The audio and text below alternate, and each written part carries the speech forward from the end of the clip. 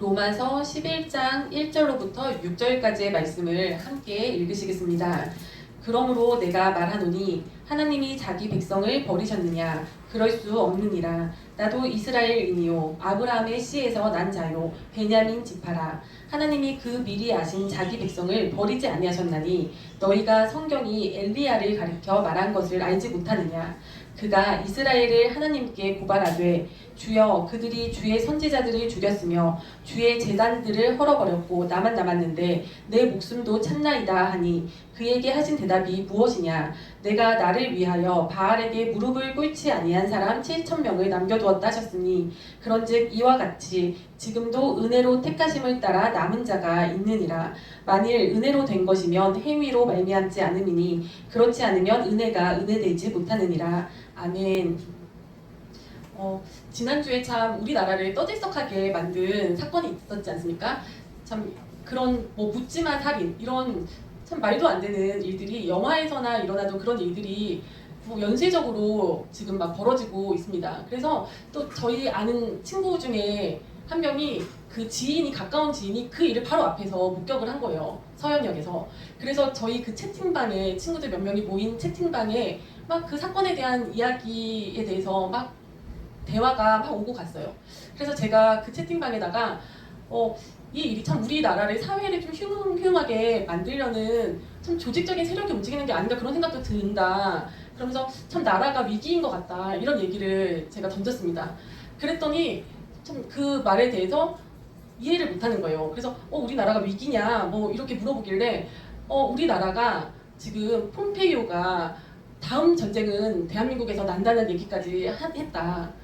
막 이런 얘기를 했더니 그리고 북한에 핵이 거의 완성이 됐다고 한다. 그런 얘기를 하니까 아니 어떤 친구 한 명이 막 기사를 찾아봤나 봐요.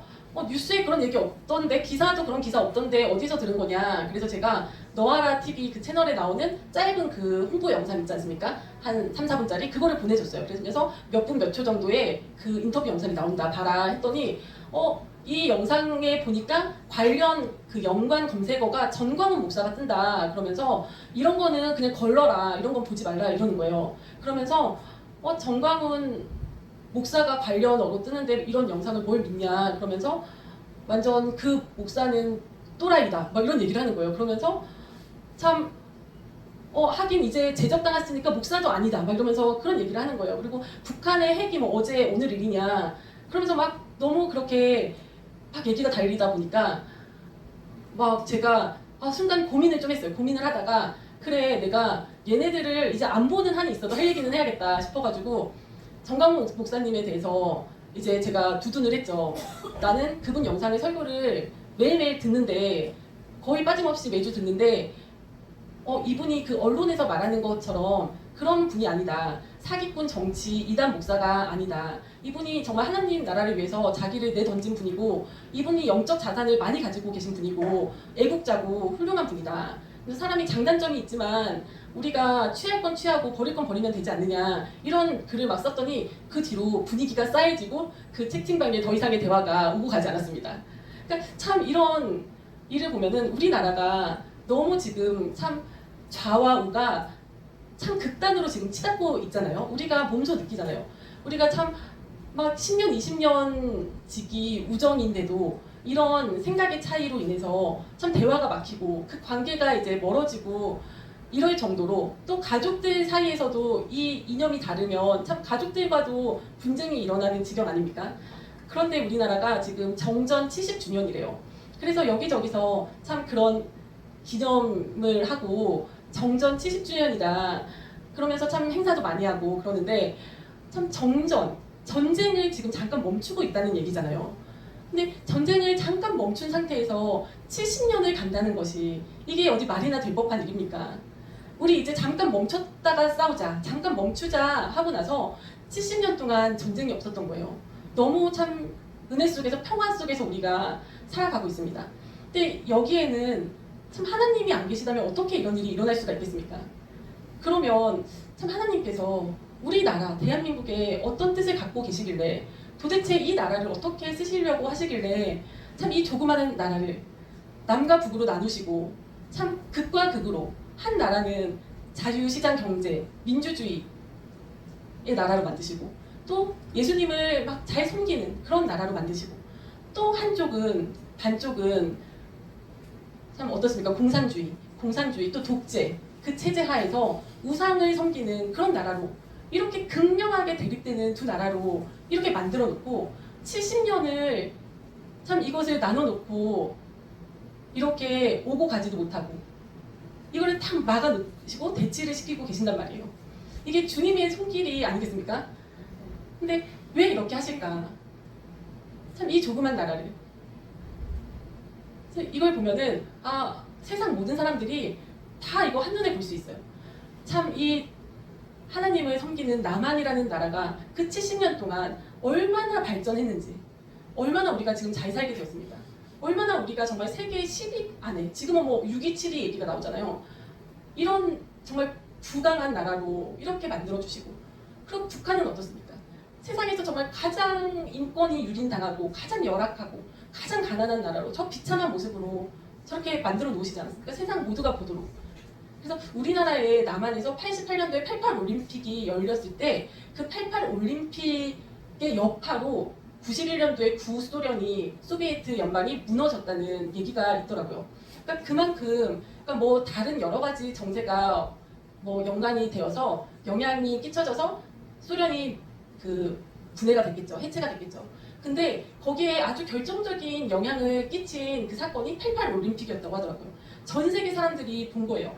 야, 그 남한이라는 나라, 그 못 살던 나라, 그 거지 나라, 그 나라가 저렇게 발달했어? 저렇게 발전했어? 그걸 본 거예요. 그러니까 공산주의를 취했던 나라들이 이제 흔들리기 시작하는 거예요. 그 역할을 한 것이 우리나라에서 열렸던 그 올림픽이라고 그렇게 분석하는 사람도 있더라고요.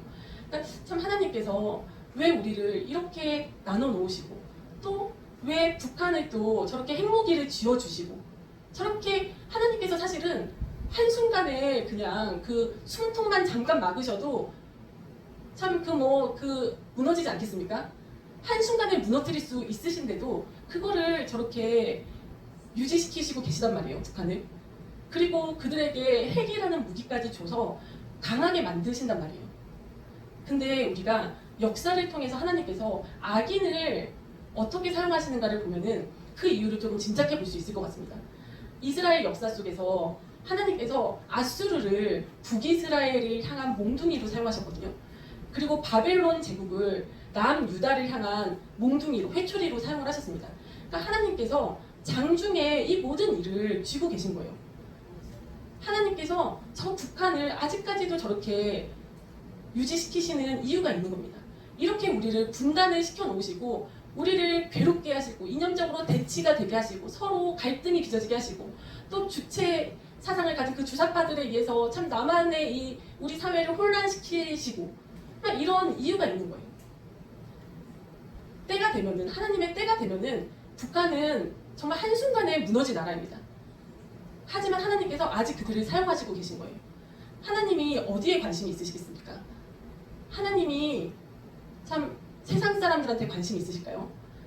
하나님께서 악인들한테 관심이 있으실까요? 하나님께서는 하나님의 자녀들한테 관심이 있으십니다. 하나님의 자녀들이 하나님 앞에 참 범죄하고 있는 자녀들을 하나님께서 돌이키시기 위해서 그 하나님의 몽둥이와 회초리로 이 악인을 사용하시는 줄로 믿습니다. 그러니까 우리가 이 시대를 살아가면서 우리가 더욱더 집중해야 될 것은 뭐 이 세상이 문제다. 너무 이 세상이 악하다. 악인들이 너무 많다. 뭐 이것도 물론 사실이죠. 하지만 우리가 그것에 집중을 하기에 앞서서 우리가 우리 자신을 먼저 돌아봐야 될 줄로 믿습니다.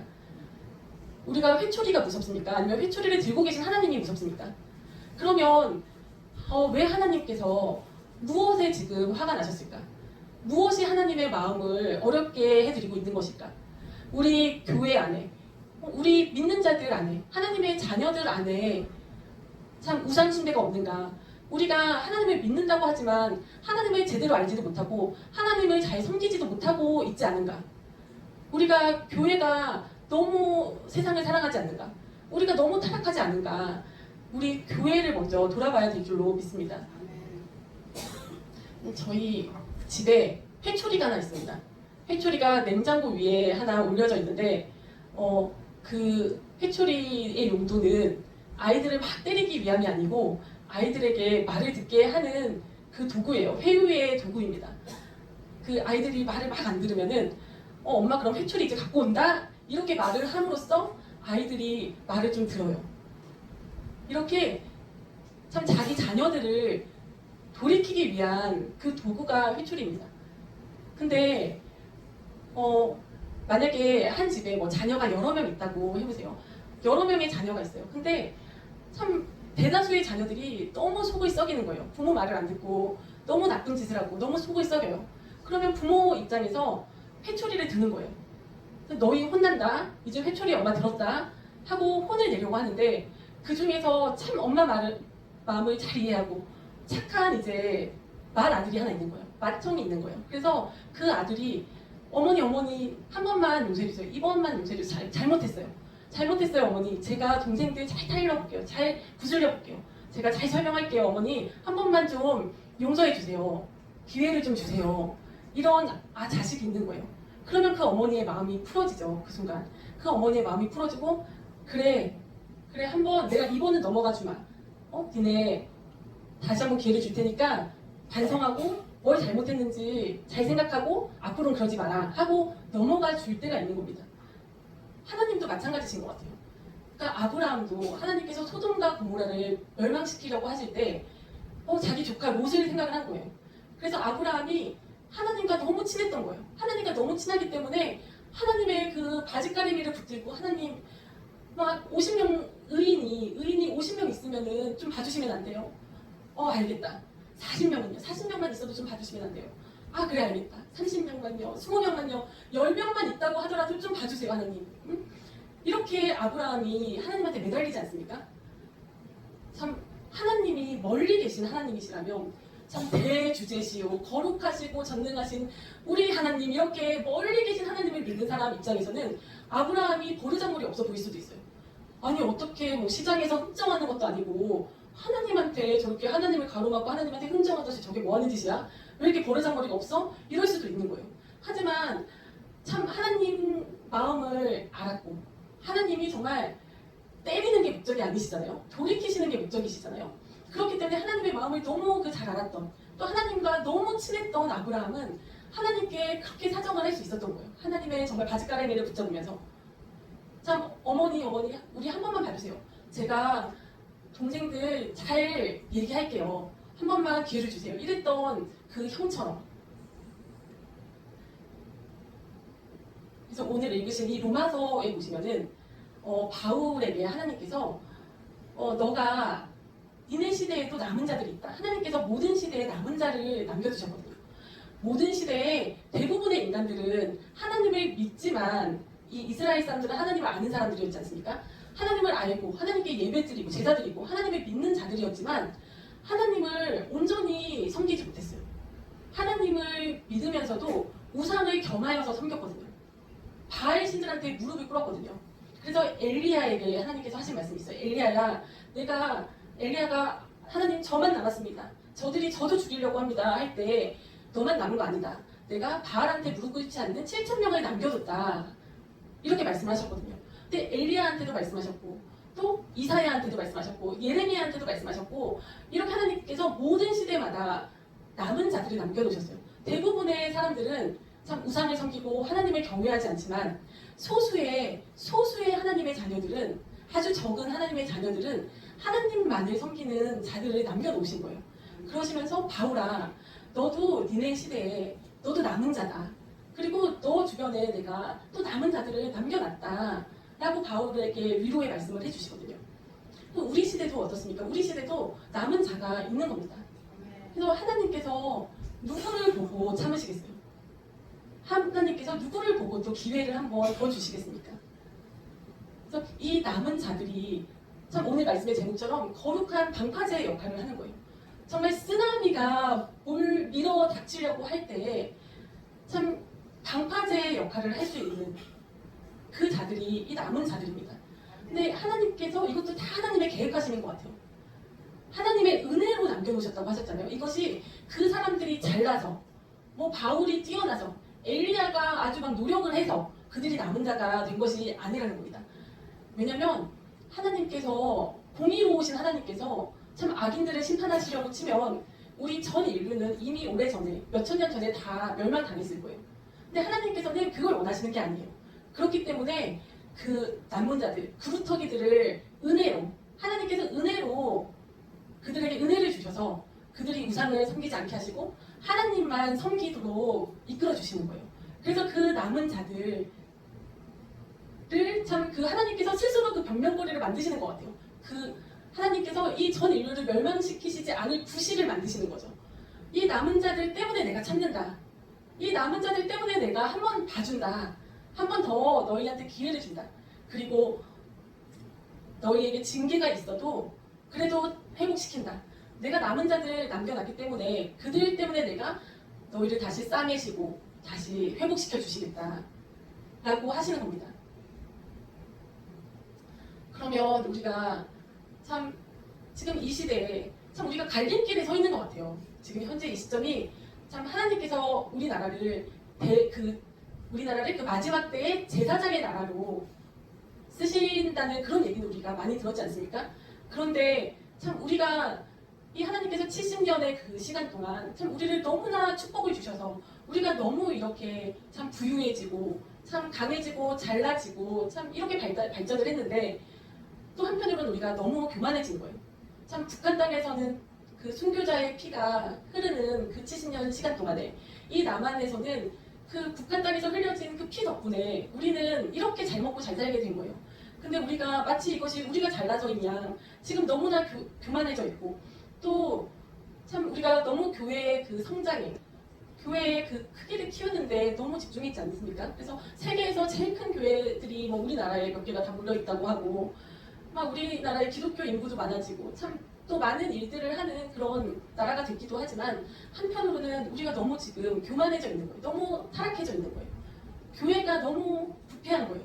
그래서 참 하나님께서 우리에게 참 회초리를 들어서 징계하심을 통해서 그거를 거치고 우리가 다시 회복이 되어서 제사장으로 쓰임 받을 것인가? 아니면 우리가 참 다시 한번 주님 앞에 징계를 거치지 않더라도 정말 통에 자복하고 납작 엎드려져서 우리가 회개하고 다시 회복이 될 것인가? 이 갈림길에 서 있는 것 같습니다. 그래서 우리가 지금 해야 될 일이 무엇일까? 만약에 우리가 애국하시는 그 분들이 참 뭐 애국만 하고 우리가 뭐 다른 사회운동하는 사람들처럼 뭐 그냥 주사파 척결, 정권 교체 이 얘기만 한다면 이것은 오히려 하나님과는 거리가 먼 것 같아요.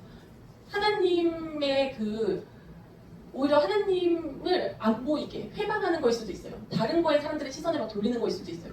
하지만 제가 막 그 정강훈 목사님의 설교를 계속 듣다 보니까 이분의 초점은 정권 교체, 애국운동 이것이 초점이 아니구나. 이분의 목적은 그것보다 앞서는 목적은 예수 한국을 만들어보자 아닙니까?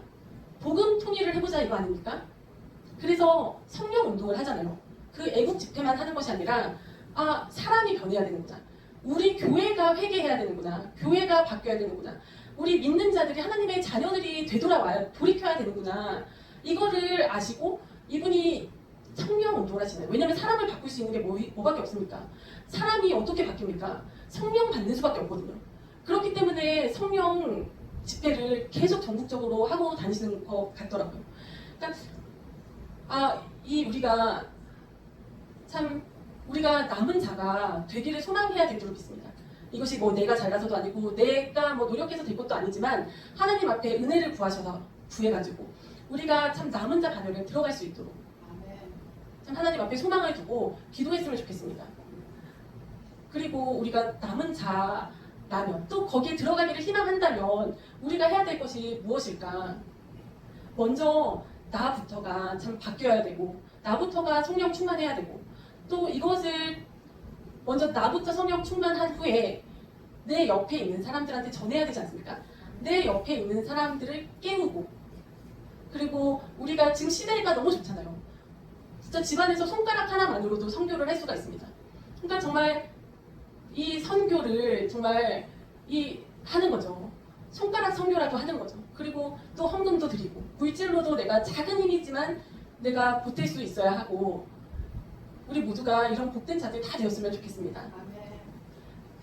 그래서 정말 하나님께서 어떻게 하실지 모르지만 참 우리부터가 참 변화되는 그래서 우리부터가 참 하나님 앞에 참 거룩한 방파제 역할을 할 수 있는 그런 자들이 다 되기를 소망합니다. 아멘.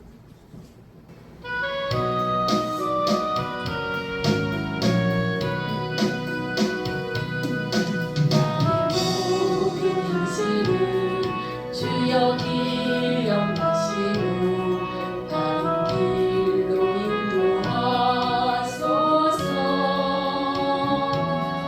기쁠 때나 슬플 때 나와 동행하시며 밤낮으로 인도하소서. 내 모든 형편을 다 기억하시고 늘 나와 동행하옵소서. 나의 생명 주 앞에 남김없이 드리니 주여 나를 지켜주소서. 나의 모든 실수를 주여 용서하시고 바른 길로 인도하소서. 주의 크신 사랑과 하늘 나라 영광을 나도 전파하게 하소서. 내 모든 형편을 다 기억하시고 늘 나와 동행하옵소서. 나의 생명 주 앞에 남김없이 드리니 주여 나를 지켜주소서. 땅 위의 모든 것 마지막 날 그때에 주여 나를 받아주소서. 주의 얼굴 대할 때 귀한 사